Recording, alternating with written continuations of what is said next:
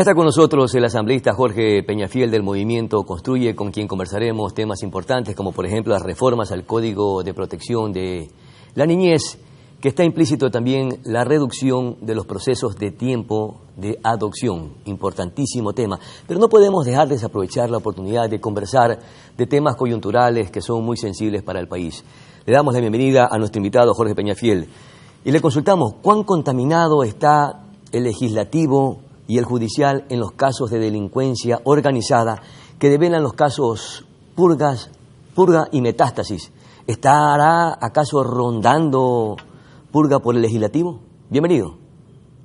Muy buenos días, estimado Pedro. Un saludo a todos los televidentes y quienes nos miran por redes sociales.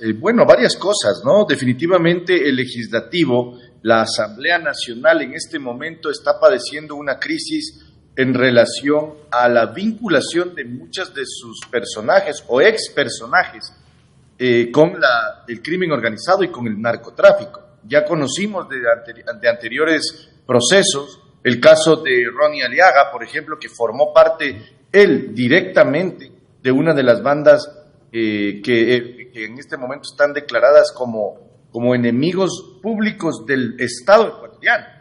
Y también ahora, obviamente, con los casos metástasis y además purga, estamos viendo cómo la vinculación de los asambleístas, de ciertas bancadas, de ciertas organizaciones políticas, tienen efectivamente ese componente nocivo, dañino y perjudicial, que es precisamente los intereses del narcotráfico y de los tentáculos del crimen organizado. Algo que sorprende mucho. Y en ese marco, Ronnie Aliaga, de la Revolución Ciudadana, y Pablo Muentes, del Partido Social Cristiano, operadores políticos de estas dos grandes tiendas políticas del país, ¿cree que pudieran arrastrar a los líderes políticos o a otros militantes de estas agrupaciones políticas? Aquí hay que investigar. Ese es el mensaje que tenemos que dar a la ciudadanía, que los asambleístas estamos aquí prestos a que se investigue y que se llegue a dar efectivamente con toda la red y con todas las influencias que podrían o pudieran haber tenido las bandas organizadas que son criminales y todos los personeros y las personas vinculadas a ellos. Allí estamos hablando de Norero, que es Leandro Norero, el narcotraficante, que fue el inicio de la investigación de metástasis, que dio con toda la estructura que este señor tenía en el Consejo de la Judicatura. Luego pasamos a lo que es ya la narcopolítica, que también está siendo parte de la investigación, y por tanto tenemos que todavía darle espacio a que estas investigaciones lleguen hasta las últimas consecuencias. De otra manera, es imposible que logremos extirpar este mal que existe en la política ecuatoriana, que es el narcotráfico y la narcopolítica. El Consejo de la Judicatura está contaminado, lo develó Metástasis. La Corte Provincial del Guayas, de la misma manera contaminado, lo devela Purga. ¿A qué abismo está cayendo el sistema judicial en el país? El sistema judicial definitivamente es uno de los pilares más importantes de la sociedad y del Estado ecuatoriano. Yo creo que si no logramos entender cuán profundo es el hueco, es el hoyo dentro de la función judicial, no vamos jamás a entender la gravedad ni tampoco entender las medidas que tenemos que tomar. Definitivamente, en este momento, la función judicial está tomada en su totalidad, yo diría, por esta estela y este interés de las bandas criminales. Extirparlo no solamente va a ser un trabajo de la Fiscal General del Estado, sino que debe ser un trabajo de todos los ecuatorianos y especialmente de la clase política y de las instituciones del país, que todavía vemos que hay posibilidades de solución en este sentido. Lógicamente, eso pasa porque entendamos que aquí hay que extirpar y llevar a la cárcel, a la justicia, a quienes han sido parte de estos embrollos y de estas artimañas jurídicas que nos tienen en donde estamos con el tema de la justicia. Jorge Peñafiel, y como están las cosas, ¿cree que avanzará el proceso de juicio judicial en contra de la Fiscal General de la Nación o será impredecible como fue la censura y destitución del vocal del Consejo de la Judicatura, Fausto Murillo? Bueno, habrá que ver. Usted sabe, estimado Pedro, que en política no se sabe sino hasta el mismo momento en donde se dan las votaciones necesarias en la Asamblea Nacional. Pero es que aparentemente están acorralados el Partido Social Cristiano y la Revolución Ciudadana. Los tiene como en jaque mate la Fiscal General de la Nación. ¿Cuál sería la postura de ellos? Porque ellos son los que tendrían que dar los votos para el juicio político o no de la fiscal. Sin duda, yo creo que en este momento el Partido Social Cristiano debe estar pensando seriamente sobre su situación política y sobre su imagen respecto de la señora Fiscal General del Estado y su juicio político.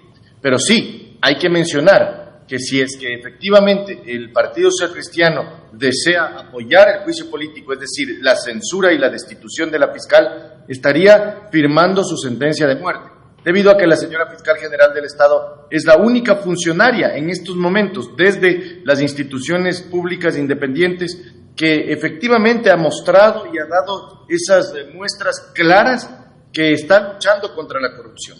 Por tanto, si no le va a apoyar a la señora fiscal, definitivamente eso podría ser, efectivamente, yo diría, en mi opinión, una sentencia de muerte del Partido Social Cristiano. Veamos si la Fiscal General de la Nación no tiene algunos insumos por ahí dentro de su investigación que pudieran definitivamente acorralar y poner en jaque mate a los líderes de estos movimientos, agrupaciones políticas del país. Pero cambiemos de tema porque también hay otros tópicos que son sumamente importantes para el país. Y es que se plantea reformas al Código de Protección Integral de la Niñez y Adolescencia.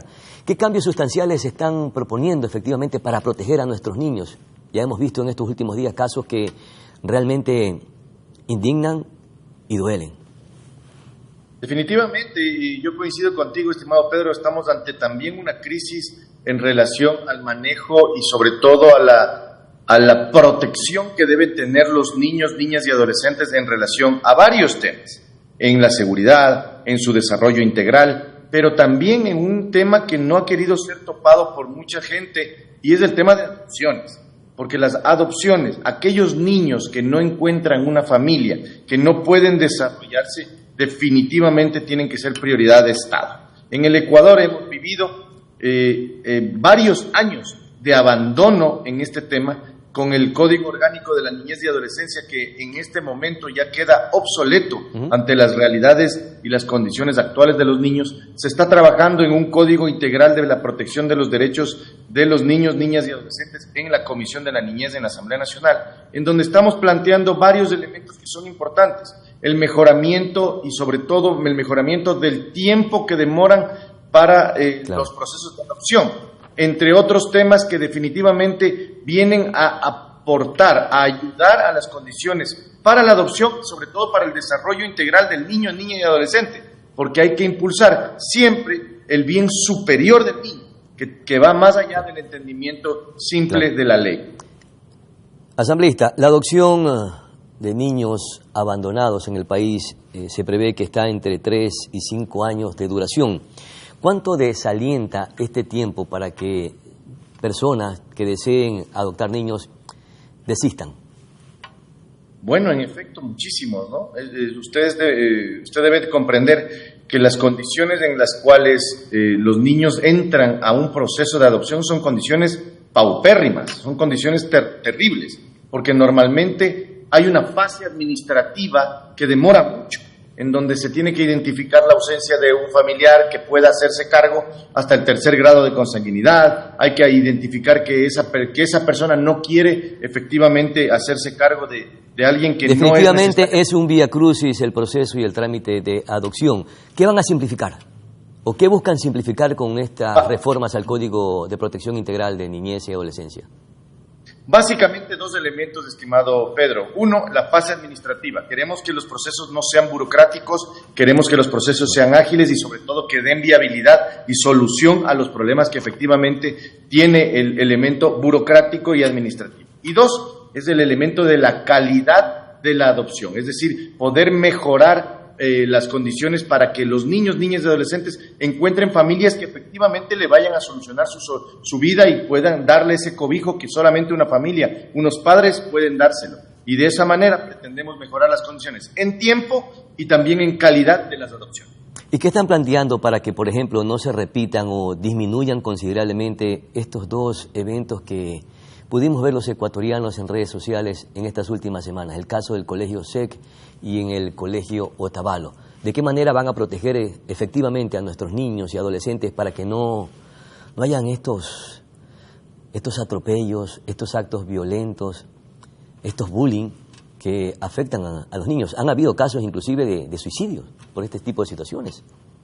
Definitivamente eso es un tema bien complicado, eso se tiene que trabajar adicionalmente que de la ley, se tiene que trabajar con políticas públicas, estimado Pedro, y eso depende del Ejecutivo, porque en la política pública uno puede mostrar verdaderamente cuál es la intención del Estado, sobre todo para evitar que exista el bullying o las violaciones sexuales o abusos sexuales en cualquier nivel, sea en el sistema educativo, sea también en la casa, porque también hay que entender que los abusos sexuales y el bullying no solamente funciona en las instituciones de educación, sino que también está en la casa, en el barrio, en el vecindaje. Claro. Y por ende, el trabajo tiene que ser consolidado desde la óptica de seguridad, que también es una dinámica de seguridad, porque a través de la seguridad se puede consolidar varios procesos en donde efectivamente se llegue a dar con ese problema.